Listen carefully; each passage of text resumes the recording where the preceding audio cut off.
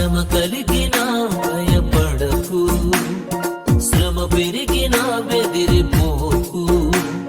శ్రమ కలిగినా భయపడకు, శ్రమ పెరిగినా బెదిరిపోకు. శ్రమలందు దేవుని ప్రేమించిన, శ్రమలందు దేవుని ప్రేమించిన సమకూడును మేలు కొరకు, అన్ని సమకూడును మేలు కొరకు. శ్రమ కలిగినా భయపడకు, శ్రమ పెరిగినా బెదిరిపోకు.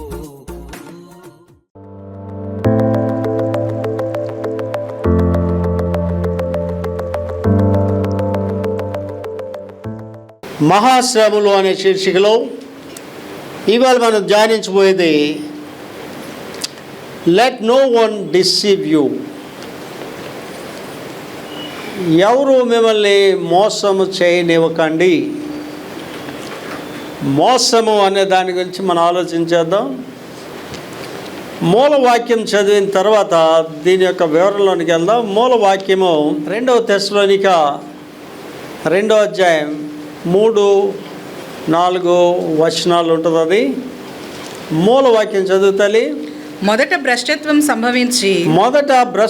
సంభవించి నాశన పాత్రుడగు పాప పురుషుడు బయలుపడితేనే గాని ఆ దినము రాదు. ఏది దేవుడు అనబడును, ఏది పూజింపబడును దానిని అంతటిని ఎదిరించు. దానికంతటికి పైగా వాడు తన్ను తానే హెచ్చించుకొనుచు తాను దేవుడునని తన్ను కనుపరుచుకొనుచు దేవుని ఆలయంలో కూర్చుంటాడు. కనుక ఏ విధముగానైనను ఎవడు మిమ్మును మిమ్మల్ని మోసం చేయనీకండి. ఇవాళ మనం ఆలోచన చేస్తే మోసం అనే దాని గురించి మొదట ధ్యానించి వివరణలోకి వెళ్దాం. బైబిల్ వివరణ చూద్దాం. ఈ మోసం అనేది ఎక్కడ జరుగుతుంది, ఎవరు చేస్తారు? మీరు ఎవరిని నమ్ముతారో వాళ్ళే మిమ్మల్ని మోసం చేస్తారు. నమ్మకం లేని దగ్గర మోసం జరగదు. ఆ మోసం చేసే ఆ తరుణం వాళ్ళకి వస్తుంది. నమ్మకం అనేది చాలా ఇంపార్టెంట్ మనిషి మీద. నమ్మకం అనేది మీరు ఒక మనిషి మీద కోల్పోతే దాని గురించి ఏంటి రాస్తారండి? మన సోషల్ మీడియాలో చక్కని మాట పెట్టాడు. ఏంటంటే నమ్మకం అనేది ఒక గాజు పాత్ర లాంటిది అంటాడు. గాజు పాత్ర పగిలిపోయిన తర్వాత అది గాజు పాత్రగా దాన్ని మనం అతికించిన సరే పగిలిపోయిన గాజు పాత్రగానే ఉంటుంది. ఒక మనిషి మీద మీకు నమ్మకం పోయిన తర్వాత వాళ్ళని మనం ఏ విషయానికి మనం ప్రతి మనిషి ఎక్కడో దగ్గర మోసపడుతూనే ఉంటాడు. కుటుంబంలో మోసపోతాం, వ్యక్తిగత జీవితంలో మోసపోతుంటాం, ఆర్థిక పరంగా మోసపోతుంటాం. కనుక ఇక్కడ వాక్యం ఏం చెప్తుందంటేనండి, ఎవడో మిమ్మల్ని మోసం చేయకుండా చూసుకోండి అంటారు. ఈ మోసం దేని గురించి అంటేనండి, ఇవాళ మనుషులు చేసే మోసాల గురించి కాదు, ఏకంగా సాతానుడు చేసే మోసం గురించి. అది ఏ రకాలుగా ఉంటుంది, ఎలాగుంటుంది అనేది ఇవాళ వివరణ కూడా బైబిల్ వివరణలో చూస్తామండి. మొట్టమొదటిగా మనం చూసినట్టే మిమ్మల్ని మోసపరచుట అనే దాని గురించి చూద్దాం. చదువుతాలి. నైతికతను గురించి క్రైస్తవులను వారి ప్రధాన నమ్మకాల నుండి దూరం చేయడం. ఇవాళ మనం ఆలోచించండి, భారతదేశంలో శాంతి కాముకులు ఎవరంటే క్రైస్తవులే. కానీ ఇవాళ శ్రమ ఎవరి మీదకి వస్తుంది? క్రైస్తవుల మీదగా వస్తుంది.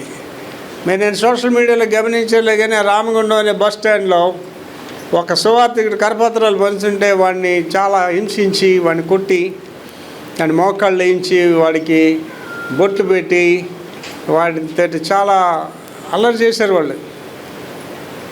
ఇవాళ భారతదేశ పరిస్థితి ఎలాగుందంటేనండి, ఇది ఒక తాలిబాన్ ఏరియాలో తయారైంది, ఆఫ్ఘనిస్తాన్లో తయారైంది. ఇవాళ ఒక రకంగా క్రైస్తవులు ఆలోచించుకుంటే మనం భారతదేశంలో ఉన్నామా లేకపోతే ఎక్కడ ఈ ఉగ్రవాదుల దేశంలో ఉన్నాం అనే పరిస్థితి ఇవాళ భారతదేశంలో నెలకొన్నది. అదే ఇక్కడ చెప్తున్నాడు. మళ్ళీ చదువుతలి. నైతికతను గురించి క్రైస్తవులను వారి ప్రధాన నమ్మకాల నుండి దూరం చేయడం, మన నమ్మకాల నుండి దూరం చేయడం. తర్వాత వ్యర్థమైన మాటలతో ఎవరు మిమ్మల్ని మోసం చేయకుండా చూసుకోండి. ఈ మోసం చేసే వాళ్ళు పలికే మాటలు ఏంటంటే వ్యర్థమైన మాటలు. వ్యర్థమైన మాటలు ఎక్కడ వస్తుందో అక్కడ మోసం జరుగుతుంది. You should be very careful. బైబిల్లో నుంచే వివరణ చూద్దామండి. 2 పేతురు 2వ అధ్యాయం మొదటి 3 వచనాల్లో దాని వివరణలు ఉన్నాయి. ఒక్కొక్క భాగం చదువుకొని వెళ్తాలి. మరియు అబద్ధ ప్రవక్తలు ప్రజల్లో ఉండిరి. అబద్ధ ప్రవక్తలు అబద్ధ ప్రవక్తలు. ప్రవక్త అంటేనండి ప్రవచనాలు చెప్పాడు, దీర్ఘదర్శకుడు. ఈ ప్రవచన వరం అన్నిటిలో గొప్ప వరం. ఫిలిప్ గురించి చెప్తూ రాస్తాడు. ఫిలిప్ అంటే అపోస్తుల ఫిలిప్ కాదు, సంఘ పెద్దలైన ఫిలిప్కి 4 కుమార్తెలు ఉండిరి. 4 కూడా ప్రవచన వరం కలిగిన వారు. ప్రొఫెటిక్ గిఫ్ట్ నాకుంది, ప్రవచన వరం, దెయ్యాలు ఎల్లగొట్టే వరం. నేను ప్రార్థన చేసి చేస్తాను. ఆత్మ వరములు, ఆత్మ ఫలములు. అయితే నేను ఈ దెయ్యాలు ఎల్లగొట్టే వరం వద్దని అడిగాను ప్రభువుని, ఉండేది. అయితే దెయ్యాలు ఎల్లగొట్టే వరం ఎందుకు వద్దని చెప్పానంటేనండి, ఒకరోజు చౌడువాడ అనే ప్రదేశం వెంగనపాలెం జంక్షన్ దగ్గరలో ఉంటుంది. అక్కడికి వెళ్ళి మీటింగులు చేస్తున్నాం. ఒక ఆవిడ వచ్చింది ప్రార్థన గురించి, తీసుకొచ్చారు దగ్గరుండి. ఆవిడ నాకు చూడలేదు, ముసుగు వేసేసుకుని. అప్పుడు వాళ్ళు అంటున్నారు, సార్ వీడి మీద దెయ్యం పట్టింది అని చెప్తున్నారు. వాళ్ళు చెప్తున్నారు, ఇలా వాళ్ళు ఆరాధన చేసే దేవతలే దెయ్యాలు గాలి ఉన్నాయని చెప్పి. అప్పుడు నేను ప్రార్థన చేసే ముందు దేవుడు నాతో మాట్లాడుతున్నాడు. ఆవిడ ముందు అడుగు, ఆ దెయ్యాలు వెళ్ళగొట్టడం ముఖ్యం కాదు, దెయ్యాలు వెళ్ళగొట్టిన తర్వాత వాటిని పూజలు చేయడం మానేస్తుంది అడగమని. అప్పుడు ఆవిడలో ఉన్న ఆత్మలేదో కూడా దేవుడు నాకు చెప్పాడు. నేను ఆ పేర్లు చెప్పి, అమ్మ నీలో ఈ ఆత్మలు ఉన్నాయి, ఈ దురాత్మలు ఉన్నాయి, వాటిని నీవు గృహదేవతలుగా ఆరాధన చేస్తున్నావు, నేను ప్రార్థన చేస్తే వెళ్ళిపోతాయి, మళ్ళీ నువ్వు ఆరాధించి మళ్ళీ దగ్గరకు వస్తాయి అని. మరి ఆయన విడిచిపెడతా అంటే విడిచిపెట్టడం జరగదండి అన్నాడు. ఏమన్నా మా గృహదేవతలు అన్నాను, నీకు ప్రార్థన లేదు వెళ్ళిపోని చెప్పాను. అప్పుడు నేను ప్రభువుని అడిగాను, ప్రభు అసలు ఈ దెయ్యాలు ఎలాగొంటే వరమే తీసిమని. దెయ్యాల వల్ల చాలా గందరగోళం ఉంటుంది. దెయ్యాలు అంటే మనుషులు వచ్చి దెయ్యాలు ఎవరు, అది మీరు ఎవరు గమనించుకోండి. ఎవరైనా మనుషులు చేసి దెయ్యాలు అంటే నమ్మకండి. ఆ మనుషుల పేర్లు చెప్తాయి, మీ తాత పేరు చెప్తుంది, మీ మామ పేరు చెప్తుంది. కానీ దెయ్యాలకి ఏమైనా పేరు ఏంటండి, అబద్ధకుడు అబద్ధమునకు జనకుడు. దెయ్యాలన్నీ అబద్ధాలే చెప్తాయి. దెయ్యాలన్నీ ఎవరంటేనండి తోసివేయబడిన దూతలు. మనిషి అవడం దెయ్యం అవడం. మనిషి చచ్చిన తర్వాత ఆత్మ నరకానికి వెళ్ళిపోవాలా, దేవుని రాజ్యానికి వెళ్ళిపోవాలంతే. కనుక ఇక్కడ ఆలోచన చేయండి. ఏటమ్మది మొదట, మరియు అబద్ధ ప్రవక్తలు ప్రజల్లో ఉండిరి. ఎక్కడున్నారు వీళ్ళు? అబద్ధ ప్రవక్తలు ప్రజల్లోనే ఉన్నారు. ఏంటి చూడండి, చాలామందికి ప్రవచనాలు చెప్పేస్తారు. అమ్మ నువ్వు గుడి పెట్టేస్తావు, పలానా పేరు మీద పెట్టిమని చెప్పేస్తుంటారు. లేకపోతే నీకు పలానా దగ్గర నుంచి భర్త వచ్చేసారని పెళ్లి చేసేసుకొని చెప్పేస్తుంటారు. లేకపోతే మీరు ఈ స్థలంలో ఇల్లు కట్టేయండి అన్నాడు ప్రవచనం చెప్పి. అబద్ధ ప్రవక్తలు వాళ్ళ మాట విన్నోళ్ళు అందరూ నాశనం అయిపోతారు. అబద్ధ ప్రవక్తల మాట ఎవడు వింటాడో పాడైపోతాడు. మీలోనే ఉన్నారు, ప్రజల్లో ఉన్నారు. తర్వాత అటువలనే మీలోనూ అబద్ధ బోధకులుందురు. ఏంటి అబద్ధ ప్రవక్తలతో ఒక ప్రాబ్లం.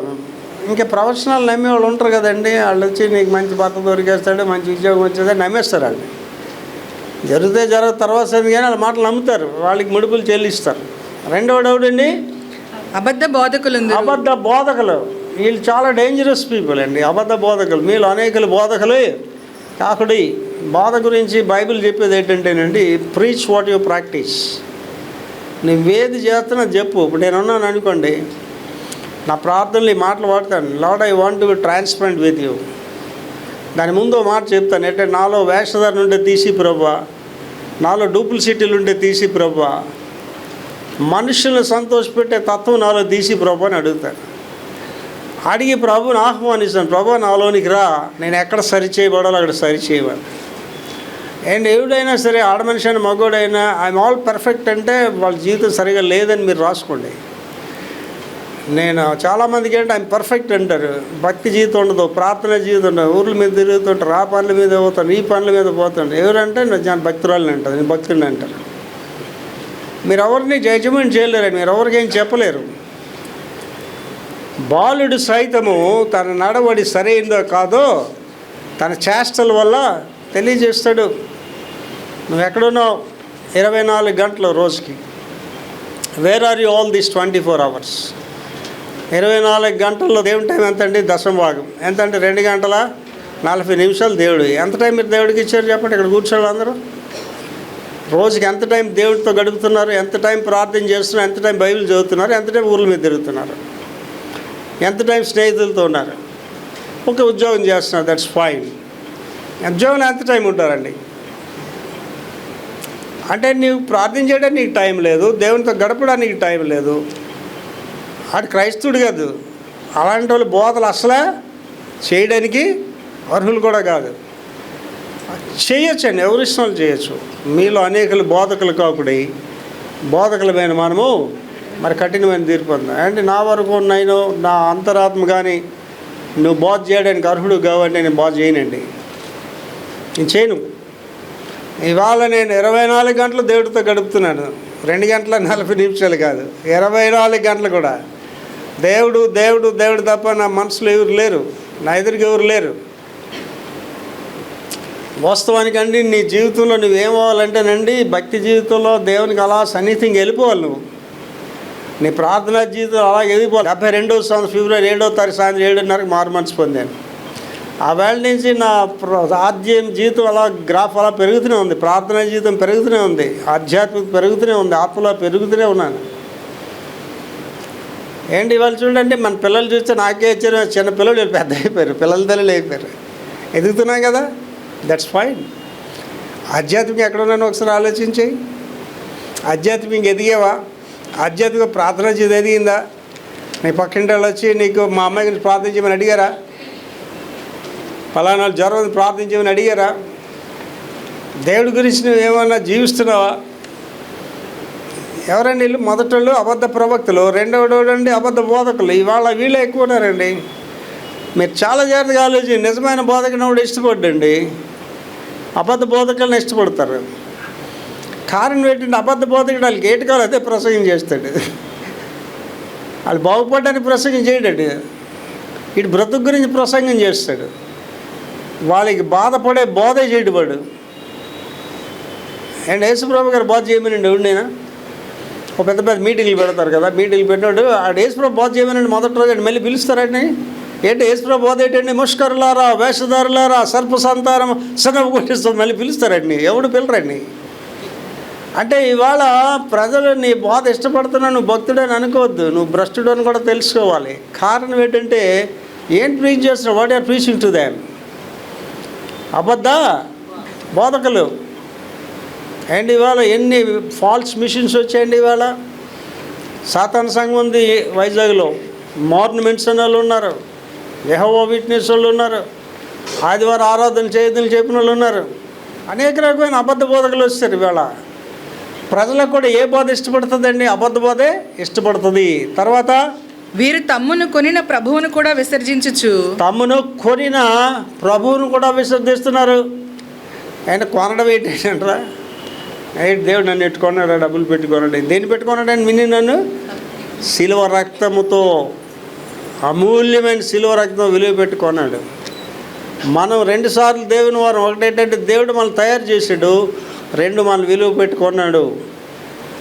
తాము కొనిన క్రీస్తుని వాళ్ళు ఏం చేస్తున్నారండి? విసర్జిస్తున్నారు. They are denying Christ.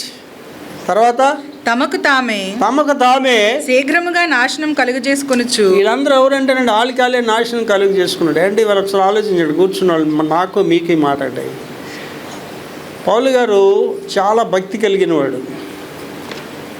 నూతన నిబంధనలో చూస్తే యేసు ప్రభు గారి తర్వాత అటువంటి పర్సనాలిటీ ఎవరంటే పౌలు గారే కనిపిస్తాడు. అటువంటి మహానుభావుడు ఏమంటున్నాడంటే, సువార్తను ప్రకటించి నేను కడక భ్రష్టుడినైపోతానేమో అని తను తాను పరీక్షించుకొని నలుగొట్టుకుంటున్నాడు. అంటే నేను రోజు ఏడుస్తానండి. అండ్ ఇవాళ దేవుడు నా దర్శనాన్ని నెరవేర్చబోతున్నాడు. దర్శనం అనేది ఒక వ్యక్తి, కుటుంబాన్ని బట్టి, సంఘాన్ని బట్టి రాదు. యోసేపు దర్శనం ఒక్కటే, ఆడి దర్శనం దేవుడు నెరవేర్చాడు అంతే. విక్టర్ ప్రభాకర్ దర్శనం నెరవేరబోతుంది త్వరలో. దేవుడు నాకు చూపిస్తున్నాడు, దేవుడు నన్ను ఏ రీతిగా వాడుకోబోతున్నాడో చూపిస్తున్నాడు. ఆలోచించండి, పౌలు గారు లాంటి జీవితం ఉన్న వాళ్ళు ఎంతమంది ఉన్నది? ఎంతమంది నేను తప్పు చేస్తున్నానేమో అని ఆలోచిస్తున్నాను. ఏ ధైర్యంతో చెప్తున్నారండి? I mister perfect, I missus perfect అని ఎలా చెప్తున్నారండి? ఏ ధైర్యంతో చెప్తున్నారు? నాలో దోషం లేదని ఎలా చెప్తున్నారు మీరు? అందరూ నువ్వు పాపం చేసి దేవుడు అని మహిమని పొందలేకపోతుందంటే how can you say that? నాలో పాపం లేదు, ఆయన పర్ఫెక్ట్గా జీవించి ఎలా చెప్తావండి నువ్వు? అండి నా వరకైతే నేను పౌలు గారి మాట వాడినప్పుడు అంటానంటే ఆయన ప్రధాన పాపి అన్నాడు. నేనంటాను ప్రభా ఆ మాట కూడా నేను అర్హుని కాదు ప్రభా అని ప్రార్థన చేస్తాను. ఎవడు నా స్వరము విని వణుకుచుండునో వాడిని నేను దృష్టిస్తున్నాను అంటాడు. దేవుడిలో నువ్వు ఉన్నావో లేదో నీ ప్రవర్తన నీ జీవితం చెప్తుందండి. నువ్వు ఎవరితో గడుపుతున్నావు, నీ ఎక్కువ సమయం ఎక్కడ గడుపుతున్నావు అది నీ ఆధ్యాత్మిక జీవితం చెప్తుందండి. అన్యులతో గడుపుతున్నావా, లోకంతో గడుపుతున్నావా? ఏమంటే ఆలోచన చేయండి. ఒకడు తాగుబోతూ జూతగాడిగా ఉన్నాడటండి. ఆ ఊరి చివరిని పాత రోజుల్లో కథలు ఇవన్నీ, ఆ ఊరి చివరిని పేకాట దోశలతో పేకాడుతున్నాడట. ఎవడో వాళ్ళు చెప్పాడట, అరే మీ నాన్న చచ్చిపోయాడు అంటే ఇలాగే తీసుకొస్తారు కదా స్పెషల్కి, మా నాన్న చూస్తాలేనాడట. అంటే తండ్రి శవాన్ని కూడా చూడటానికి టైం లేని బిజీగా ఉన్నాడు. దేంట్లో ఉన్నాడు అన్నాడు? ఆ ప్యాకెట్లో ఉన్నాడు. ఇవాళ ఇక్కడ మీరు ఆలోచించండి, వ్యసనం అది. నీవు ఎటువంటి వ్యసనాలు కలిగి ఉన్నావు ఒకసారి ఆలోచించండి. Are you with God? మరే మార్తలతో మార్త ఏం చెప్పాడంటే ప్రభు, నీవు అనేకమైన పనులు పెట్టుకొని నువ్వు తొందరపడుతున్నావు. మరియా ఉత్తమమైన దాన్ని ఏర్పరిచి ఎక్కడుందండి మరియా? యేసు ప్రభుకి పాదాల దగ్గర ఉందండి. Where are you? నేను ఎక్కడున్నా ఈ టైంలో నువ్వు ఒకసారి ఆలోచన చేసుకోండి. ఇక్కడ కూర్చున్న వాళ్ళందరూ where are you yesterday by this time? Where are you day before yesterday? మొన్న ఎక్కడున్నా ఈ టైంలో నువ్వు? ఇవాళ గుళ్ళో ఉన్న చిలకలాగా మంచిదే, but where are you yesterday? ఈ లోక స్నేహం దేవుడితో వైరమని మీకు తెలీదా? అండ్ వాడు సామాన్య క్రైస్తవుడు అయితే పర్వాలేదు, అలాంటి భ్రష్టతలు ఉన్నాడు. వాడు బోధలు చేస్తే అది ఎంత భ్రష్టత ఒకసారి ఆలోచించేయండి. నువ్వు లోకంతో ఉండే లోకానుసార్లతో ప్రయాణం చేస్తా అంటే నీ ఎదురుగా కూర్చున్న అమాయకులు అనుకుంటున్నావా? అంటే ఇంగ్లీష్లో మాట ఉంటుంది ఏంటంటే audience are the best judges అంటారు. ఇక్కడ మీ ఎదురు కూర్చున్న అమాయకులేం కాదు. నేనేం గొప్పవాడిని కాదు మీకంటే. మీరు నన్ను గమనిస్తుంటారు, పాస్టర్ గారు పొడి బోధ చేస్తున్నాడా, నిజమైన బోధ చేస్తున్నాడా, ఆధ్యాత్మికతో చెప్తున్నాడా, పొడి మాటలు చెప్తున్నాడా, వాళ్ళకి తెలియదు అనుకుంటున్నారా ప్రజలకి? ఒకళ్ళు వాళ్ళకి తెలియకపోవచ్చు, దేవుడికి తెలీదా నీ మాటలు ఎక్కడి నుంచి వస్తున్నాయో? అండ్ కాలినట్టుగా అరడం వేరు, కాలు అరడం వేరు కదండి. కాలినట్టు అరినాడు ఎలా గరుస్తాడు? కాలు తిన్నట్టు నటించినట్టు ఆడు ఎలా గరుస్తాడు? మీలో అనేకులు బోధకులు అవద్దు. వీళ్ళు ఎవరట? మీలు తమకు తామే శీఘ్రముగా నాశనం కలుగజేసుకొనొచ్చు. నాశనం చేసి అబద్ధ బోధకులు వాళ్ళు ఏం చేస్తున్నారు? తమకు తాము నాశనం చేసుకుంటున్నారు. నాశనకరమగు భిన్నాభిప్రాయములను రహస్యంగా బోధిస్తారటండి. నాశనకరమగు భిన్నాభిప్రాయములు. ఇవాళండి అనేకమైన బోధలు ఉన్నాయి లోకంలో. ఆ ప్రకటన గ్రంథం చెప్పి నికోలాయితుల బోధల గురించి చెప్తాను. నువ్వు నికోలాయితుల బోధలు నువ్వు అంగీకరించలేదు అంటాడు. ఏమంటే నేను అమెరికా దేశంలో బోధలు చేస్తానంటే ఆ దొరలు వచ్చి నన్ను అడుగుతారు, బోధ పాస్టర్ ఎన్ని విషయాలు మీకు ఎలా తెలిసానంటే, ప్రజల్ని సోది వినడానికి రావట్లేదు ఇక్కడికి, నా సోది వినడానికి రావట్లేదండి. ఆ యొక్క మహిమ సింహాసనం దగ్గర నుంచి ఆ కృపా సింహాసనం వాక్యం తీసుకొచ్చి ప్రజలకు వడ్డించాలి. ముందు అది నువ్వు రుచి చూడాలి. ఏంటి వంట వండిన తల్లులు ముందు రుచి చూస్తే వడ్డిస్తారా? రుచి చూడకుండా వడ్డిస్తారా? You have to taste is first. ఇవాళ ఈ వాక్యం నేను ధ్యానించేటప్పుడు మొదట నాకు నేను బోధించుకున్నాను. ఎవరు మిమ్మల్ని మోసం చేయడానికి మోసగించబడ్డాను నేను. ఎవరు మోసం చేశారు? నన్ను నమ్మిన వాళ్ళే మోసం చేశారు. కనుక ఇక్కడ చాలా జాగ్రత్తగా ఆలోచించండి. మళ్ళీ చదివిన మాట చదువుతలే నాశనకరమగు భిన్నాభిప్రాయాలు అంటే బైబిల్ ఒకటి చెప్తే ఈడు ఒకటి చెప్తారు. అండి ఆ మధ్యకాలంలో ఒకటి వచ్చాడు మా దగ్గర. ఆడు ఏమంటున్నాడు అంటే, బెదలకి బాధ కలగకుండా బోధ చేయాలి సార్. చెప్పాలి కానీ సార్, మనం అంత కంటితీగా చెప్పకూడదని చెప్తున్నాడు. నేనంటే నీ గుడికి వెళ్తాడు, నీ పాస్టర్ ఆడు అలా బోధలు చేయడం వల్ల కొడుకు బ్రష్డ్ అయిపోయాడు అని చెప్పాడు. మీ పాస్టర్ అలా బోధలు చేయడం వల్ల ఒక్కొక్క కొడుకు కూడా దేవుని సేవలో లేడని చెప్పాను. దైవజనుడు ఏంటండి బాధ కలగడు బోధ చేయాలా? ఏం చెప్తుందండి? దైవజనుడు గద్దించుటకు, బుద్ధి చెప్పుటకు, హెచ్చరించుటకు సన్నద్ధుడైన వాడు దైవజనుడు. అంతేగాని అమ్మ గద్దిస్తే కానికిస్తారు, ఎవరో గద్దిస్తే గుడికి వస్తారా రండి వాళ్ళు ప్రసంగాలు చేయడం కూడా అనవసరం. భిన్నాభిప్రాయాలు బోధిస్తూ మరియు అనేకులు వారి పోకిరీ చేష్టలు అనుసరించి నడుతురు. పోకిరీ చేష్టలు అనుసరించి నడడం అన్నీ వాళ్ళు ఆలోచించండి. సేవకుల్లోనే ఉన్నారు పోకిరీ వాళ్ళు, క్రైస్తవులోని పోకిరీ వాళ్ళు ఉన్నారు. ఇవాళ ఆలోచించండి బోధ ఎలాగుందండి. నేను శామ్యుల్ గారితో నేను మాట్లాడితే అదే చెప్పాను. ఇవాళ సంఘానికి శ్రమ అవడం వల్ల వస్తుందంటే నోటుకు వచ్చినట్టు వాగే సేవకుల వల్లే వస్తుంది. దేవుడు ఏం చెప్పాడండి? నీకు నాకు ఏం చెప్పాడండి? The greatest commandment God has given to the church. What is that? ఒక గొప్ప ఆజ్ఞను సంఘానికి దేవుడు ఇచ్చాడండి. ఏంటిది అది? సర్వలోకానికి వెళ్ళి సర్వ సృష్టికి సువార్త. సువార్త అంటే ఏంటండి? క్రీస్తు చేసిన గురించిన సువార్త. యేసుప్రభు గురించి చెప్పకుండా విమర్శ చేస్తూ ఆడ పెద్ద, ఇప్పుడు వాళ్ళకే పెద్ద ఫ్యాషనల్కి వాళ్ళే పెద్ద పేరు వచ్చేస్తుంది. అలాగే చంపేస్తారు వాళ్ళు. వాళ్ళకి కోపం రాదండి? ఏంటి యేసుప్రభుని ఎవడో నేను తిడితే నీ కోపం రాదా? మీ అమ్మని తిడితే నీ కోపం రాదండి? ఇప్పుడు ఇలాంటి బోధకులు తయారు ఏంటంటే విమర్శ, ఇతర దేవుళ్ళని విమర్శిస్తే ఆడు పెద్ద ప్రసంగికుడు. ఇవాళ వాడికే పెద్ద పేరు. అదే ఫ్యాషన్గా ఉంది. వాళ్ళు బాగానే ఉన్నారు, వాడు చచ్చిపోవడం బాగానే చచ్చిపోయారు. వాళ్ళ సంఘానికి శ్రమ వస్తుంది, వీళ్ళ సంఘం శ్రమ ఎదుర్కొంటుంది వాళ్ళ వల్ల. వాడు ఒక్కడు వాగిన ఆ పిచ్చి వాగుడు వల్ల సంఘం శ్రమలు ఎదుర్కొంటుంది. ఇవాళ అందరు క్రైస్తుల్ని ఒకే లెక్కలో చూస్తున్నారు అందరు కూడా. ప్రభువు అని చెప్పింది ఏంటండి? సువార్తను ప్రకటించండి అంతే. యేసు ప్రభు గురించి చెప్పండి. ఎవడు విమర్శ చేయాల్సిన అవసరం మనకు లేదు. యేసు ప్రభు నీకు ఏంటి చేసాడో చెప్పండి. ఆ దేవుడి గురించి ఈ దేవుడి గురించి చెప్పాల్సిన అవసరం లేదు. ఒకే దేవుడు ఉన్నాడు కదండి. God is one. నమ్ముతున్నాను ఆ దేవుడిని వదిలేసి ఇంకోళ్ళ దేవుడు నువ్వెందుకు మాట్లాడడం అసలు? కనుక ఏంటని చేస్తున్నాడు? విభిన్న బోధలు చేసి సంఘానికి శ్రమలు తీసుకొస్తున్నారు. తర్వాత వీరిని బట్టి సత్య మార్గం దూషింపబడును. వీళ్ళ వల్ల ఏంటవుతుంది? ఇలాంటి పనికి మూల వల్ల సత్య మార్గం అంటే సంఘం దూషించబడుతుంది, సువార్తకులు దూషింపబడుతున్నారు. ఈ సువార్త క్యాంపెయిన్ వాళ్ళు గ్రామాలకు వెళ్ళి సువార్త ప్రకటిస్తున్నారటండి. సువార్త ప్రకటింటే ఒకరోజు ఒక గ్రామంలో ఒకటి శుభ్రం చెత్త కొట్టేశారట.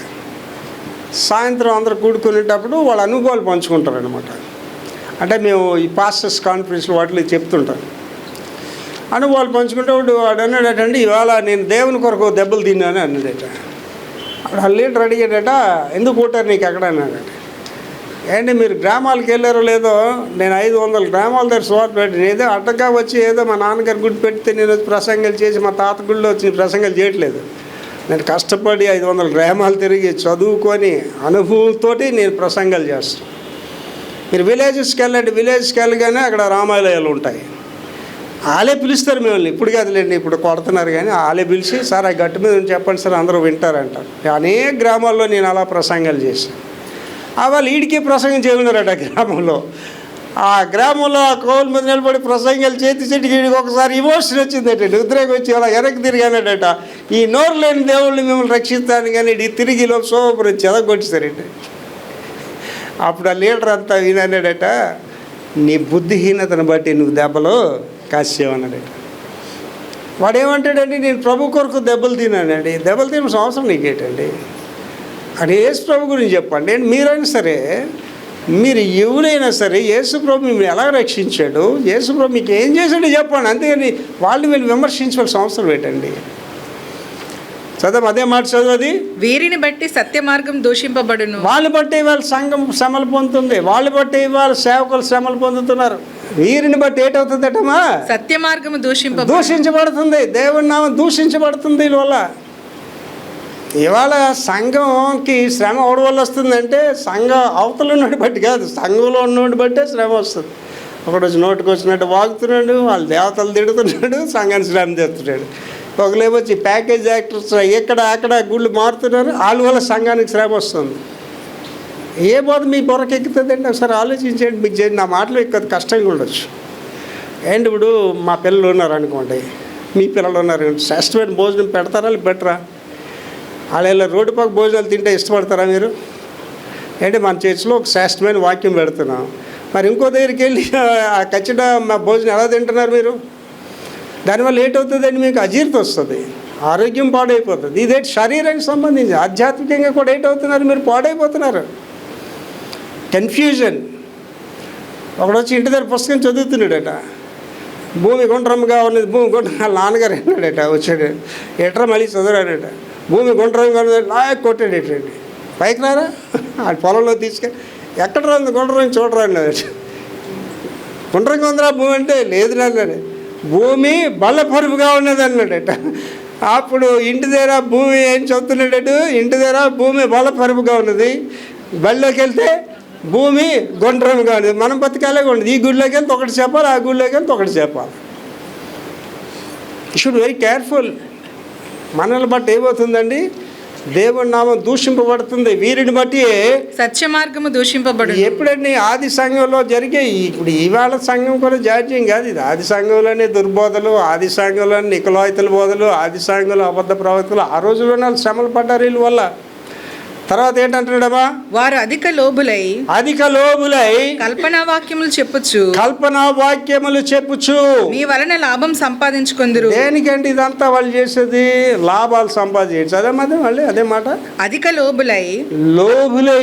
పాస్ట్ అనేవాడు ఏంటంటేనండి చాలా అమూల్యమైన పాస్ట్ అండి. పాస్ట్ అనేవాడు, దానికి ఇంగ్లీష్లో మాట ఉంటుంది ఏంటంటే, pastors heart is different from masters heart అంటాడు. పాస్ట్ అనేవాడికి ఒక కంపాషన్ ఉంటుంది అన్నమాట. ఏంటి, నేనున్నాను అనుకోండి, మా వీధిలో మా సంఘానికి సంబంధించిన వాళ్ళు కాదు, వాళ్ళకి ఆకలి అనగానే భోజనం పెడతాను, ఎవరైనా కష్టం అనగానే వెళ్ళి సహాయం చేస్తాను. పాస్ట్ అనేవాడికి కొంత కంపాషన్ ఉంటుంది. అధిక లోబులు అంటే పాస్ట్ అంతసేపు వెళ్ళి ఆ డబ్బులు కొట్టేది, ఈ డబ్బులు కొట్టేది, ఆడేం పాస్ట్ పని చేస్తాడండి. ఏంటి, నేను అనేకులకు సహాయం చేస్తానండి. అమెరికా దేశంలో అమెరికన్స్, పేద అమెరికాలకి సహాయం చేస్తాను. ఇవాళకి చాలామంది సహాయం చేస్తూనే ఉంటాను. లోబులై కల్పనా వాక్యములు చెప్పచ్చు. ఏం వాక్యాలు చెప్తున్నారండి? కట్టుకథలు, కల్పనా వాక్యాలు. ఏంటి, దేవుని వాక్యం ఎంత అమూల్యమైన వాక్యం. ఈ వాక్యం చెప్పరండి, ఏదో పెట్టకథలు, కుటుంబ సమస్యలు. ఏంటి, కొంతమంది మెసేజ్లు మీరు రికార్డ్ చేయండి అంటే అదే బోధడు అలా చెప్తూనే ఉంటాడు, గులకరాలు తిప్పినట్టుగా. కారణం ఏంటంటేనండి, హృదయం నిండిన దాన్ని బట్టి నోరు మాట్లాడుతుంది. మంచివాడు తన ధననిధి నుండి మంచి విషయాలు తీసుకొని వస్తాడు. నీవు ఆధ్యాత్మికంగా బలంగా ఉండేటప్పుడు ఆధ్యాత్మిక విషయాలు నీలో నుంచి వస్తాయి. నీ ప్రార్థనా జీవితం బలంగా ఉండేటప్పుడు ప్రార్థన గురించి శక్తివంతమైన మాటలు నీలో నుంచి వస్తాయి. నువ్వు భ్రష్టత్వాలు ఉంటే భ్రష్టమైన మాటలు వస్తాయి, లోకాస్తులతో ఉంటే లోకాస్తులైన మాటలు వస్తుంటాయి. ఏమంటాడు, అదే మాట చదవమా, కల్పనా వాక్యములు చెప్పు, కల్పనా కథలు చెప్తూ మీ వలన లాభం సంపాదించుకుంది. ఏం చేస్తారు ఇవన్నీ? ఎందుకంటే లాభం సంపాదించండి. ఆలోచించండి, హైదరాబాద్ ట్రంక్ పెట్టి పట్టుకుని వెళ్ళండి, ఇవాళ కోటిస్తాడు, కోటాను కోట్లకి అధిపతి. వాడి కోట్లు బట్టి మనం జడ్జిమెంట్ చేస్తావా? వాడి కోట్లు బట్టి ఇటు పెద్ద సేవకుడు అని చెప్తావా? అదే నిజమైతే అపోస్తులు ఎవరికి కోట్లు లేవు, అపోస్తులు ఎవరికి మెగా చర్చ్ లేదు. అపోస్తులు అందరూ ఒక అనామకుల్లాగే సేవ చేశారు. మహానుభావుడు, స్త్రీలు కనిన వాళ్ళు గొప్పవాడు ఎవరండి? యోహాను గారు. బాప్తిస్మా ఇచ్చే యోహాను చెప్పాలి, ఆ మాట ముందు వాడాలి. బాప్తిస్మా ఇచ్చే యోహాను ఇవాళ మనం గొప్పగా చెప్తున్నాం ఆయన గురించి. అవాళ ఆయన అడిగితే ఏం చెప్తారండి? యోహానా అలా పిచ్చోడు, అలా తిరుగుతుంటాడు కదా పిచ్చోడు, ఎవరది పిచ్చోళ్ళగా ఉంటాడు, అడిగితే ఏం తాగుతాడు, మిడతలు తింటాడు ఆ పిచ్చోడు. మరి యోహాను గురించి ఎంత గొప్పగా బైబిల్ రాయబడింది, ఇవాళ ఎంత గొప్పగా చెప్తున్నాం. అవేళ ఆయనకి ఘనత లేదు. అవేళ అంటే మద్రాసు వీధుల్లో వచ్చి ఒక పనికి మండలిలో తోమ సేవ చేశాడండి. ఆ మలబార్ ప్రాంతంలో ఒక ఎన్నికలేనుడిగా సేవ చేశాడు. ఆయనకే మెగా చర్చలు లేవు, ఆయనకే గుర్తింపులు లేవు.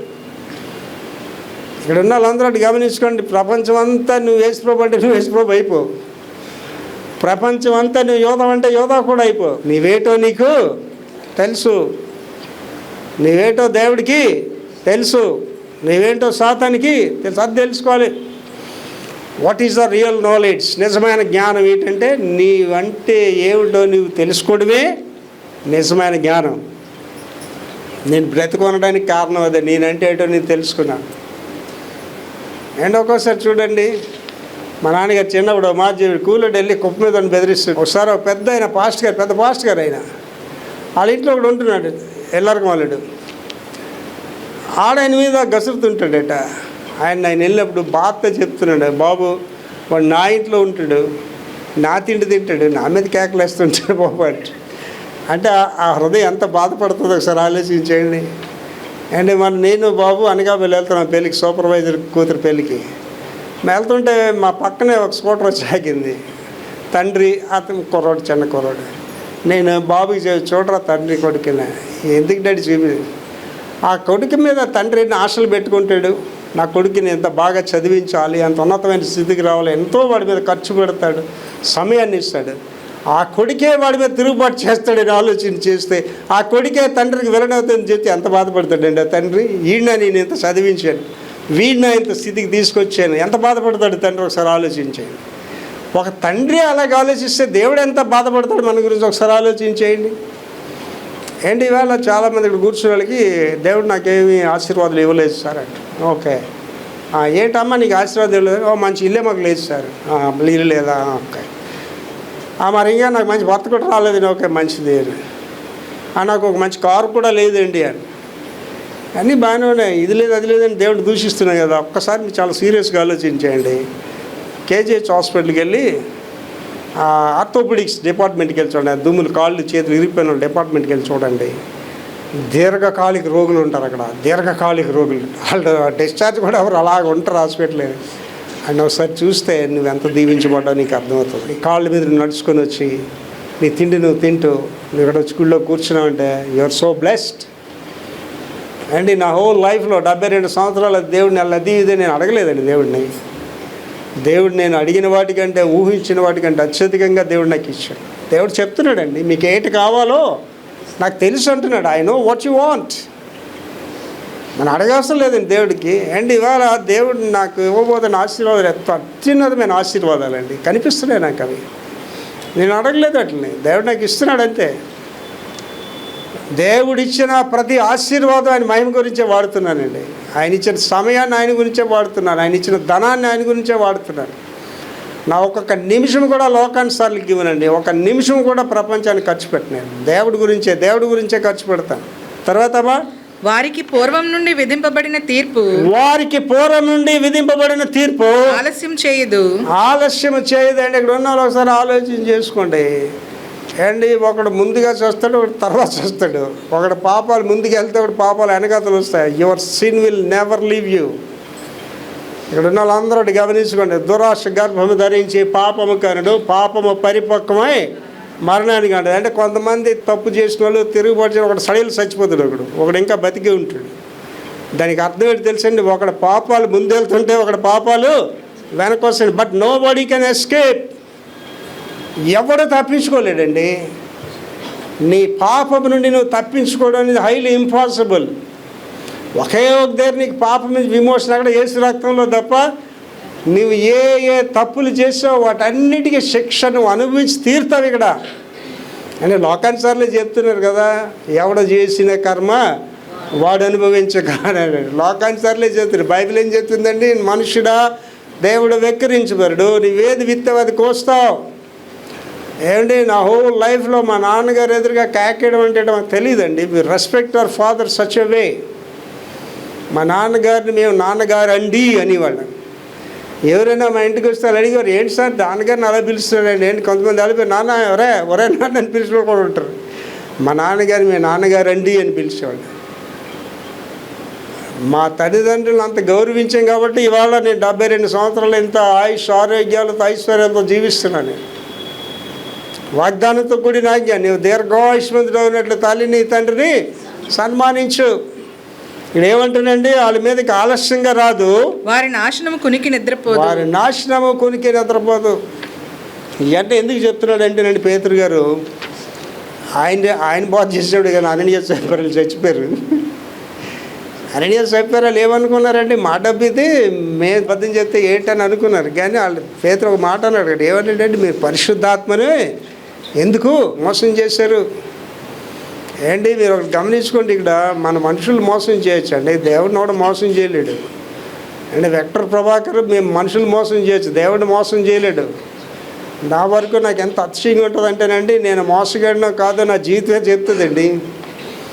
72 సంవత్సరాలు బీపీ లేకుండా, షుగర్ లేకుండా, జబ్బులు లేకుండా జీవిస్తున్నానంటే దట్ ఇట్ సెల్ఫ్ స్పీక్స్. అదే చెప్తుంది నేను దేవుడిని ఉన్నానా లేదనేది. తర్వాత అండి తనను తాను మోసం చేసుకోవడం గురించి చెప్తున్నాడండి. చదవమా?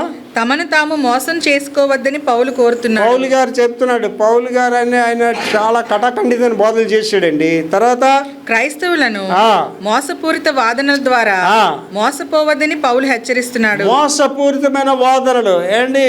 వాక్యానికి చాలా స్పష్టంగా ఎవరితో వాదనలు పెట్టుకోవద్దు అంటున్నాడు. ఆడు మీరు ఎన్ని చెప్పినా అడ్డంగా వాదిస్తుంటాడు. మీరు ఎన్ని చెప్పినా అది కాదంటాడు, ఇది అవునంటాడు. ఏంటి మధ్యకాలంలో ఒకడైతే అంత భ్రష్టుడంటే ఏంటి వ్యభిచారికి పుట్టాడు యేసుప్రభు అంటున్నాడండి. ఆయన ఎవరికి అప్పగించాలండి? మనం దేవుడికి అప్పగించాలి. మనం వాడిని వెళ్ళి వాదన చేయడం వల్ల ఆడేం మారడాడు, ఇంకా భయంకరమైన మాటలు అంటున్నాడు. ఆయన ఎవడికి అప్పగించాలి? దేవుడికి అప్పగించాలి. వాక్యం చెప్తే వాడితో వాదనలు పెట్టుకోదంటే ఇప్పుడు వీళ్ళు చచ్చిన వాళ్ళందరూ అలా ఉంటారు. వాదనలు పెట్టుకోవడం, వాళ్ళు దేవుళ్ళు విమర్శించడం, సంఘానికి శ్రమ తీసుకురావడం. తర్వాతమ్మా ఈ వాదనలు ఆకర్షణీయంగా ఉంటాయి. ఆ వాదనలు ఎలాగుంటాయి? ఆకర్షణీయ. అమ్మో భలే చెప్తున్నాడు అండి, ఆయన భలే విమర్శిస్తున్నాడు వాళ్ళ దేవుడిని అని. ఆకర్షణీయంగా ఉంటాయి.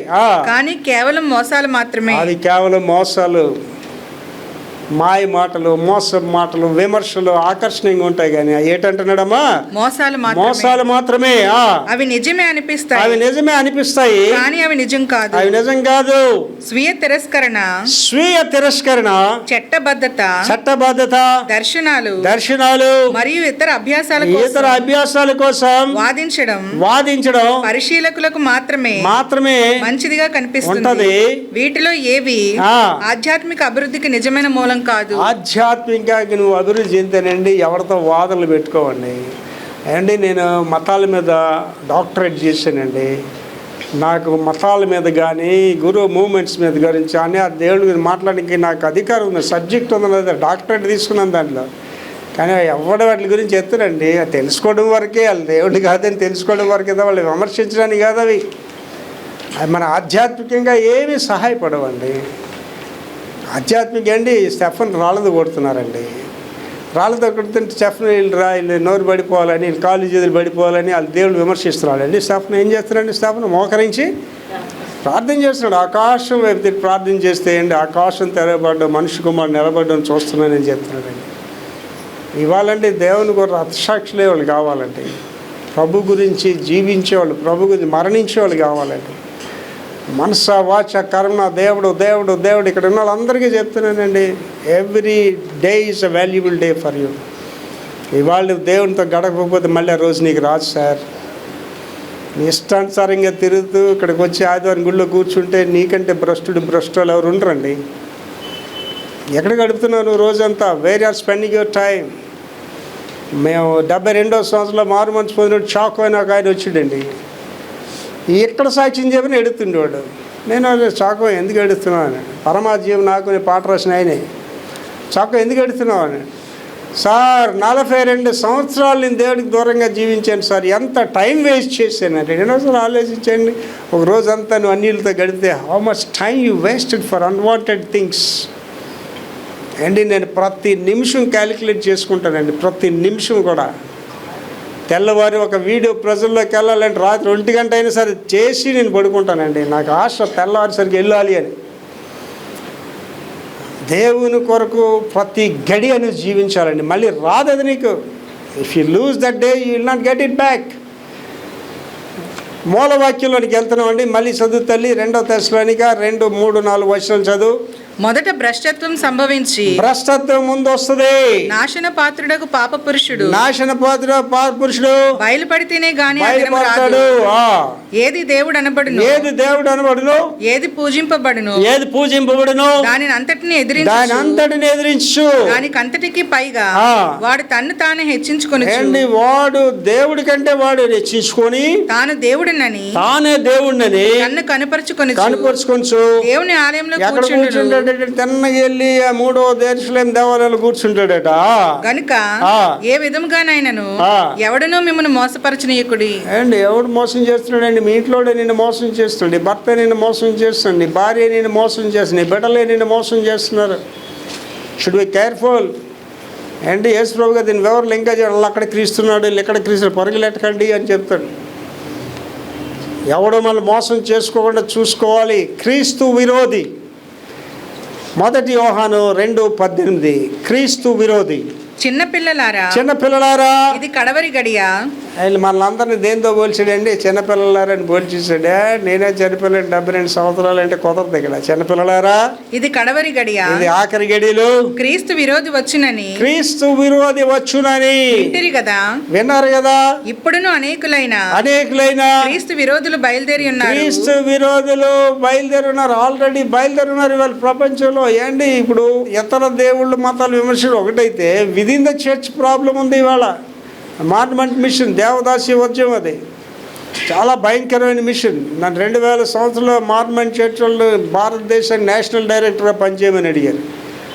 2000 సంవత్సరంలో 50 లక్షలు జీతం ఇస్తాను. నేను వద్దని చెప్పరే, నరకాన్ని పోతారా మీరు, అందరు యేసు ప్రభువుని నమ్ముకుంటారని చెప్పారు. అండ్ ఇవాళ చాలామంది ఎవడైనా అలా మిషన్ రావంటే ఆ మిషన్ పరిగెడుతున్నారు ఇవాళ. ఇవాళ విదిన్ ద చర్చ్ ప్రాబ్లం వచ్చింది. ఇవాళ ఒకడు యెహోవా దేవుడు అంటున్నాడు, ఒకడేమో యేసు ప్రభు అంటున్నాడు, ఒకడు పరిశుద్ధాత్మ అంటున్నాడు, ఒకడు అసలు దేవుడే లేడు అంటున్నాడు, ఇంకోటి అంటే నేనే దేవుడిని అంటున్నాడు. ఇవాళ సంఘంలో శ్రమ వచ్చింది, ఇవాళ సంఘంలో విభేదాలు వచ్చాయి. క్రీస్తు విరోధి మీ మధ్యలోనే ఉన్నాడు, బయలుదేరాడు. తర్వాత ఇది కడవరి గడి అని దీని చేత తెలుసుకొనిచున్నాము. ఇది ఆఖరి దినాలని వీటిని బట్టి మనం తెలుసుకుంటాం. అండ్ ఆ మధ్యకాలంలో నుండి కాలిఫోర్నియా కోరిష్ అనేవాడు నేనే క్రీస్తుని మొదలుపెట్టాడు.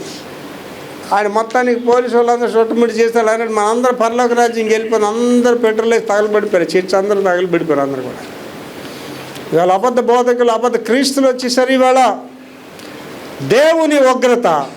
ఎఫ్ఎస్సి 5:6 దేవుని ఉగ్రత. వ్యర్థమైన మాటల వలన ఎవడునూ మిమ్మల్ని మోసపరచనీయకుడి.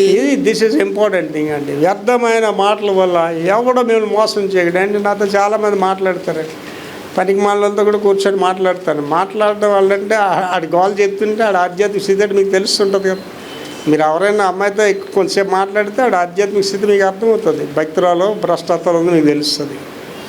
వాళ్ళ హృదయం నిండిన దాన్ని బట్టి కదా మాట్లాడతారు. కనుక ఏమంటారు మళ్ళీ చదువు తల్లి? వ్యర్థమైన మాటల వలన ఎవడనూ మిమ్మల్ని మోసపరచనీయకుడి. కేర్ఫుల్. అండ్ అక్కడ క్రీస్తున్నాడు, ఇక్కడ క్రీస్తున్నాడు, ఎక్కడికి వెళ్తే స్వస్థత వస్తుంది, అక్కడికి ఏదో పరుగులు తీయకండి, మోసపరకండి, చూసుకోండి. ఇట్టి క్రియల వలన దేవుని ఉగ్రత అవిధేయులైన వారి మీదకి వచ్చును. ఏంటి మీరు ఎటు అటు పరిగెట్టడం వల్ల దాన్ని ఏమన్నాడంటే ఫస్ట్ మీరు అవిధేయులు అయిపోతారు. You should stick to one church, you should stick to one God, you should stick to one pastor. మీ కాపురు చెప్పాలి వీళ్ళు మా సభ్యులు అని చెప్పాలి, దేవుడు చెప్పాలి వీళ్ళు నా బిడ్డలు అని చెప్పాలి. మన అటు ఇటు తిరగడం వల్ల ఏటవుతండి? రెండో భాగం చదువుతలి. ఇట్టి క్రియల వలన దేవుని ఉగ్రత అవిధేయులైన వారి మీదకి వచ్చి. అంటే మనం ఏమైపోతున్నామంటే ఆటోమేటిక్గా అవిధేయులం అయిపోతున్నాం. అంటే ఒకరు నమ్మట్లేదు, ఒక కాపర్ నమ్మట్లేదు, ఒక సంఘాన్ని నమ్మట్లేదు, ఒక దేవుడిని నమ్మట్లేదు. అప్పుడు ఏమైంది? మనం ఆటోమేటిక్గా అవిధేయులం అయిపోతాం, డిసొబీడియంట్ చిల్డ్రన్ అయిపోతాం. అప్పుడు ఏమొస్తుంది అంటే మన మీదకి దేవుని ఉగ్రత వచ్చేస్తుంది. అండ్ ఇప్పుడు ఇవాళ ఈ యొక్క మతాలు విమర్శిస్తూ ఈ చచ్చిపోయిన వాళ్ళు, చచ్చిపోయిన శ్రద్ధగా వీళ్ళందరూ ఎవరంటే విశాఖపట్నంలో నాడు బయలుదేరాడు. అండ్ ఆ తల్లి సంఘంలో ఉండేవాడండి. వాడు మా చర్చ్లో 2 సిస్టర్స్ని పెళ్లి చేసుకున్నాడు, 2 సిస్టర్స్. అప్పుడు చర్చ్ వాడిని వెలివేసింది. ఆడు వెళ్ళిపోయిగా ఇలాంటి నోటుకు వచ్చిన బోధలు విమర్శలు చేసి ఆడికి కొంతమంది శిష్యులు, ఆ శిష్యులే ఇప్పుడు ఎల్లరూ చేసిన వాళ్ళందరూ కూడా ఐజేయులు, తప్పుడు బోధలు. వాళ్ళు ఏంటంటేనండి ఇలా విమర్శించడం వల్ల పాపులారిటీ వస్తుందండి. ఆ పాపులారిటీ సంగతి తర్వాత సంఘానికి శ్రమ వస్తుంది వాళ్ళ వల్ల. స్వార్థ ప్రకటించడం నీ పని తప్ప విమర్శించడం నీ పని కాదు. విమర్శించడం వాళ్ళకి కోపం వస్తుందో రాదండి? ఒకసారి ఆలోచించండి. వెరీ సింపుల్ ఫార్ములా అండి. 80% హైందువులండి. క్రైస్తవులు కేవలం రికార్డులు ఉన్న వాళ్ళైతే 1.5, 2.5, హైయెస్ట్ 3.5 రికార్డులు ఉన్నాడు. నిజమైన క్రైస్తవులు అంటే ఈ రకరకాల కులాల్లో ఉంటున్న క్రైస్తవులు 15% దాకా ఉంటారు. క్రైస్తవులు కాదండి. 80% మంది నువ్వు ఎలాగుండాలండి? నువ్వు ఎలా మాట్లాడాలి వాళ్ళతోటి? వాళ్ళకి యేసుప్రభు నువ్వు చూపించడం పోయి వాళ్ళు విమర్శిస్తాడు. ఎందుకు యేసుప్రభు నమ్ముకుంటాడండి? అదే చెప్తున్నాడు. రెండో భాగం చదువుచల్లి. ఇట్టి క్రియల వలన, ఎలాంటి క్రియల వల్ల దేవుని ఉగ్రత అవిధేయులైన వారి మీదకి వస్తుంది. లాస్ట్ అండి, భక్తులు నలుగొట్టబడుట. దానియేలు 7:25. దానియేలు 7:25. ఆ రాజు మహోన్నతునికి విరోధంగా మాట్లాడుచు మహోన్నతిని భక్తులను నలగొట్టును. అది పని ఏంటండి? మహోన్నతిని భక్తులు నలుగొట్టండి. వాళ్ళ పని ఏంటండి? మేము ఎవడే అనవసరం లేదు ఏంటి, మనకి ఆ రోజు దగ్గరగా ఉందేమో మనకు తెలియదు. ఆరాధన రోజుండి వచ్చి ఇక్కడ అల్లరి చేసి ఆరాధన ఆపేయమంటే దగ్గరలో ఉందేమో మనకు తెలియదు. అది మనకి ఎవరిని మీద పడుతున్నారండి? అందరూ వీళ్ళు దేవుని పిల్లల మీద పడుతున్నారు. వీళ్ళు వాళ్ళు ఏం అనవసరం లేదు. ఆడు పాపం బస్ స్టాండ్లో అయితే కరపదరాలు పంచుకుంటే వీళ్ళకి కష్టం ఏంటండి? వాడిని ఎంత బాధ పెట్టారండి, నేను చాలా హింసించారండి, కొట్టారండి, చాలా బాధ పెట్టాను. ఎందుకు ఏడ్చానండి, చిన్నపిల్లలకి ఏడుస్తున్నాను నేను తెల్లారు లేచి. ప్రభా ఊరి దగ్గరికి వెళ్తాం ప్రభా, మేము పోలీసులు న్యాయం చేయటం లేదు, పోలీసులు దగ్గరుండి కొట్టిస్తున్నారండి. ఊరి దగ్గరికి వెళ్తాం ప్రభా, మా రక్షకుడు నీవే, మా విమోచకుడు నీవే, మా బాధ నీకే మేము చెప్పుకుంటాం, నువ్వు నిశ్శబ్దం ఉంటే ఎలా ప్రభు అని ఏడుస్తున్నానండి, కన్నీరు కాచి ఏడుస్తున్నానండి. ఇవాళ ఎంతమంది ఏడుస్తూ ప్రార్థన చేస్తున్నారండి? అండ్ ఇక్కడ ఉన్న వాళ్ళందరూ ఆలోచించండి. ఒకనాటి ప్రసవ వేదన జనాంగాల్ని గుడికి వెళ్ళడం ఫ్యాషనే కాదండి, గుడికి వెళ్ళడం ఫ్యాషన్ కాదు. Are you going to the Christ? వేకుజా అని ప్రభు దగ్గరికి లేడీస్ ప్రార్థన చేస్తున్నారా? ఎంతమంది ఇక్కడ ఉన్న వాళ్ళు కన్నీటి ప్రార్థన చేయాలి? నేను రోజు ఏడుస్తున్నానండి. ప్రభా ఎంతకాలం ప్రభా, ఏంటవుతుంది ప్రభా ఈ భారతదేశంలో? ఏంటి సంఘానికి శ్రమ? ఎందుకు క్రైస్తువుని చంపేస్తున్నాం? ఎందుకు క్రైస్తువుని కొట్టేస్తున్నాం? మేము ఎవరి దగ్గరికి వెళ్తాం ప్రభా? రక్షణ లేదు ఇవాళ మనకి. ఏంటి ఆలోచించండి, మన కాశ్మీర్లో ఉగ్రవాదులు 10 మంది చంపిస్తారండి. ఏ ఉగ్రవాదులండి? పాకిస్తాన్ ఉగ్రవాదులు. నేను వెంటనే ఏంటి ఆలోచించేది తెలుసండి, పాకిస్తాన్ ఉగ్రవాదుల్లో ఎంత నీతి అంటే ఆడవాళ్ళు ఏం చేయలేదండి. పాకిస్తాన్ ఉగ్రవాదులు మగవాళ్ళే చంపారు. మరి మణిపూర్లో జరిగిన ఉగ్రవాదులు ఎవరండి? ఆడవాళ్ళని అందరినీ చంపి పడేశారండి, ఆడవాళ్ళని రేప్ చేసి పడేశారండి. ఏ ఉగ్రవాది నీచుడండి? భారతదేశ ఉగ్రవాది నీచుడా? పాకిస్తాన్ ఉగ్రవాది నీచుడా? ఆలోచన చేసుకోండి. What's happening in India? అంటే మనం హ్యాపీ పడుకొని ఉన్నామండి. ఈ గుడి నుంచి ఆ గుడికి, ఈ మీటింగ్ నుంచి ఆ మీటింగ్ పరుగులు తీస్తున్నాం మనం. Do have a pain in you? ఇలా మంట ఉందా నీకు? సంఘానికి శ్రమ వస్తుందని మంట ఉందా? అంటే నన్ను చంపలేదు, వాళ్ళని చంపిస్తాను సంతోషిస్తున్నావా మనం? ఇంకా మన చర్చని పగలగొట్టలేదు, వాళ్ళ చర్చని పగలగొట్టని సంతోషిస్తున్నావా? మొన్న ఇక్కడ VBS జరుగుతుందండి, మన ఆంధ్ర రాష్ట్రంలోనేది. ఆ VBS జరుగుతుంటే చిన్నపిల్లలకి వెళ్ళి వాళ్ళు అల్లరి చేసి ఆ పిల్లలతో వాళ్ళు దేవుడి పేరు చెప్పించి చాలా నాన్సెన్స్ చేశారండి. ఎంత బాధ అండి అసలు ఆలోచన చేసుకోండి. Where is your pain? ఎక్కడ ఏడుస్తున్నాం మనం? కన్నీరు కార్చండి సంఘం అని నేను మనవి చేస్తున్నా. ప్రేయర్ చేయండి, రోదన చేయండి.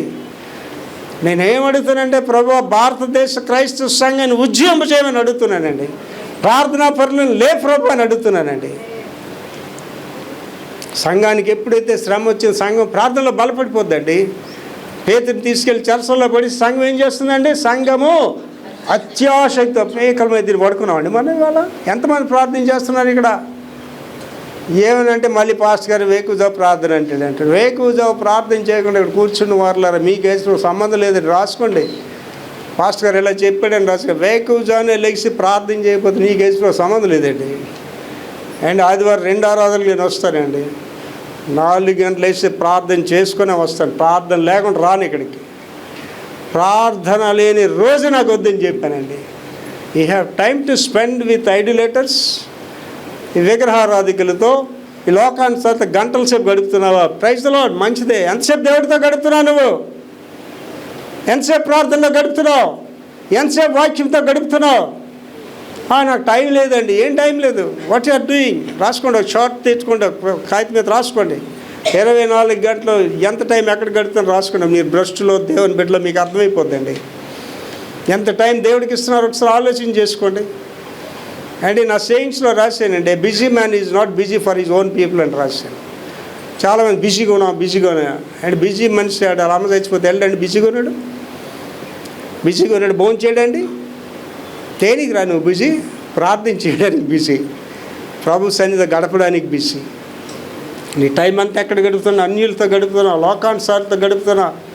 నాకు అలాంటి ఒకడు ఉండేవాడండి. అది చాలా చెప్పేవాడిని అండి, అరే నువ్వు చేస్తుంది తప్పు అని చెప్పాను. నేను పట్టించుకున్నాడు కదా. ఏమనుకోడు అంటే నాకు అంత పెద్దోళ్ళు పరిచయం, వాళ్ళు తెలుసు వీళ్ళు తెలుసు అని. ఒక రోజు వచ్చిందండి, చర్చిలోనే హార్మోనియం వాయిస్తూ పడిపోయాడండి. ఆ పడిపోవడం జీవితంలో మరి నల్లలేదు, జీవితంలో ఆయన బండి దొక్కలేదండి. అలాగే కుంటోడిగా ఉండి ఒకరోజు ఒక వేలు తీసి, ఒకరోజు కాలు తీసి, ఒకరోజు చెయ్యి తీసి అలాగా ఒక్కసారి వచ్చాడండి. అంటే దేవుడు నిన్ను మొత్తితేనే కొడితేనా నువ్వు అన్ని జనాంగాలు వదులుతాయి, లోకాన్ని వదిలేస్తావు పైకి? లేదు, రావా నువ్వు? బీ కేర్ఫుల్, జాగ్రత్తగా ఉండండి, కన్నీరు కార్చండి, రోదన చేయండి. చదవమా? ఆ రాజు మహోన్నతునికి విరోధంగా మాట్లాడచ్చు, మహోన్నతిని భక్తులను నలగొట్టును. ఎవరిని నలగొడుతున్నాడు? భక్తులు నలగొడుతున్నాడు. ఏంటో ఆలోచించండి. మన ఇళ్ళల్లో చూడండి, భార్య భక్తురాలు అయిందనుకోండి, ఫస్ట్ ఎవరు ద్వేషిస్తాడండి ఆవిడని? ఆ భర్త ద్వేషిస్తాడు. దీనికి భక్తి ఎక్కువైపోయింది, మధ్యలో పని చేయటం లేదు. అయినా ఇంట్లో భక్తిగా ఉందని దాన్ని అందరూ విమర్శిస్తారు, ఇంట్లో అందరూ దాన్ని విమర్శిస్తారు. దీనికి భక్తి ఎక్కువైపోయింది. దీనికంటే ఆ కుర్రడోడైన భక్తి కూడా అందరూ అని విమర్శిస్తారండి. ఎవరిని విమర్శిస్తున్నారండి? భక్తులను నలగొట్టుదురు. అతడు పండుగ కాలములను న్యాయ పద్ధతులను విచారించే బూనుకొనును. వారు ఒక కాలములు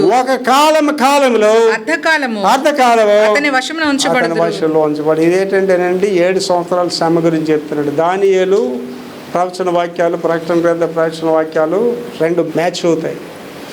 అంటే ఈ దేని గురించి చెప్తున్నాడు ఈయన? మొదటి 3.5 సంవత్సరాల్లో జరిగే శ్రమల గురించి చెప్తున్నాడు ఆయన. ఆ మొదటి 3.5 సంవత్సరాల శ్రమల్లో రక్షణ ఉంటుంది, ఇంకా తర్వాత రక్షణ ఉండదు. ఇవాళ మనం అక్కడక్కడ ఇవి జరుగుతున్నాయి వింటాం, కానీ మొత్తం ప్రపంచం అంతా ఈ సంఘానికి శ్రమ రాబోతుంది చాలా దగ్గరలో. అదే గ్రేట్ ట్రిబులేషన్, మహాశ్రమలు అవే. ఎప్పుడైతే ప్రభు మధ్యాకాశానికి వచ్చారో 7 సంవత్సరాల శ్రమకాలం ప్రారంభమైపోతాయి. మొదటి 3.5 సంవత్సరాల రక్షణ ఉంటుంది, కానీ ప్రభు కొరకు హతసాక్షులుగా జీవించాలి. బైబిల్ చేతిలో పట్టుకుంటే చేతులు నరికేస్తారు, గుడికి వస్తే గుళ్ళో చంపేస్తారు మిమ్మల్ని, ఆరాధనలు ఉండవు, ఎక్కడ క్రైస్తవురాలని చెప్పుకోవడం అవదు, క్రైస్తవుడని చెప్పుకోవడం అవదు. మహాభయంకరమైన శ్రమలు అవి. వాటి గురించి దానియేలు ప్రస్తావిస్తున్నాడండి. ఇక్కడ ఆలోచన చేసుకుందాం. ఎవరు మిమ్మల్ని మోసం చేయకుండా చూసుకోండి. ఎవరు చేస్తున్నాడు మోసం? మనల్ని లోకానుసార్లు మోసం చేస్తున్నారు. ఈ లోకేచ్ఛలు మనల్ని మోసం చేస్తున్నాయి, ధనాశ మనల్ని మోసం చేస్తుంది. జాగ్రత్తగా ఉండండి, మోసపోకండి. ఇప్పుడున్న వాళ్ళందరూ ఒకటి తెలుసుకుని తల్లి, 70 సంవత్సరాలు బ్రతికినా, 80 సంవత్సరాలు బ్రతికినా, 120 సంవత్సరాలు బ్రతికినా, ఒకటే మన జీవితంలో కన్ఫర్మ్ ఏంటంటే ప్రభు రాజ్యంలో యుగ యుగాలు జీవిస్తాం. అది కన్ఫర్మ్. దాని గురించి మనం సిద్ధపడదాం. ఈ లోకంలో నీకు డబ్బు లేదా? No problem. లోకంలో నీకు సొంత ఇల్లు లేదా? No problem. ప్రభు వారు చెప్పారండి స్వయంగా, నీకు ఇల్లు లేకపోతే కంగారు పడకండి, నేను వెళ్ళి మీ కొరకు స్థలం సిద్ధపరుస్తాను, నేను మరలా వచ్చి నేనుండు స్థలంలో మీరుండులాగా తీసుకెళ్తాను అన్నాడండి. పరలోక రాజ్యంలో మన గృహాలు ఉన్నాయి. పరలోక రాజ్యపు వీధులు బంగారం అండి. మహిమ రాజ్యంలోని మనం వెళ్తాం. కన్నీరు లేదు, దుఃఖం లేదు, బాధలు లేవు. ప్రభు గురించి జీవిద్దాం, ప్రార్థన పరులుగా జీవిద్దాం, రోదన చేసే బిడ్డలుగా మనం జీవిద్దాం. మనల్ని మనం కాపాడుకుందాం, మన కుటుంబాలు కాపాడుకుందాం, సంఘాన్ని కాపాడుకుందాం, దేశాన్ని కాపాడుకుందాం. ఎవరి మటుకు వాళ్ళు ప్రార్థన చేసుకుందాం. మహాపురుషోత్తం యేసునైన కృపామేడ ఇవాళ నాతో ప్రత్యేకంగా మాట్లాడారు తండ్రి. నన్ను ఎవరు మోసం చేయకుండా జాగ్రత్తగా ఉండే కృప నాకు ఇవ్వండి. అటు కృప ఇక్కడున్న బిడ్డలందరికీ దయచేయండి. అటు కృప వాక్యం వింటున్న బిడ్డలందరికీ దయచేసి మీ సాక్షులుగా మమ్మల్ని జీవింపు చేయమని యేసు పరిశుద్ధ నామములో వేడుకుంటున్నాం తండ్రి. ఆమేన్.